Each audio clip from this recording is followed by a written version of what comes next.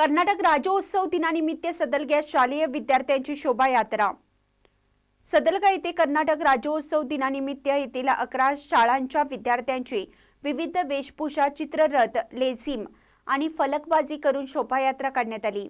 येथील स्थानिक कर्नाटक रक्षणा वेदिके या संघटनेकडून या शोभायात्रेचे आयोजन करण्यात आले होते।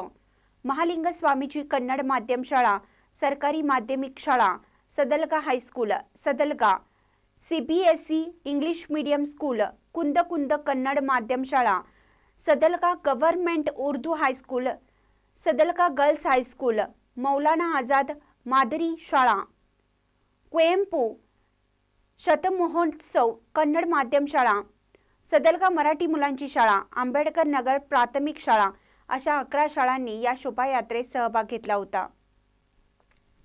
शोभायात्रेची सुरुवात कर्नाटक माता श्री भुवनेश्वरी देवीची पूजा करून करण्यात आली।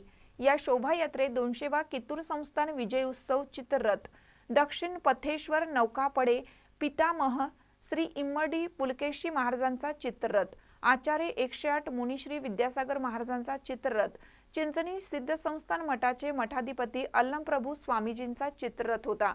या भव्य शोभायात्रेची चन्नम्मा सर्कल मधून सुरुवात होऊन यल्लम्मा मंदिर, विद्यासागर शांतीनाथ मंदिर, दर्गा चौक, गांधी चौक, बाजारपेठ, सदलगा नगरपालिका, झेंडा चौक, पाटील गल्ली, अब्दुल चौक, भागाई हॉस्पिटल, पुन्हा चन्नम्मा सर्कल अशा मार्गावरून काढून सांगता करण्यात आली।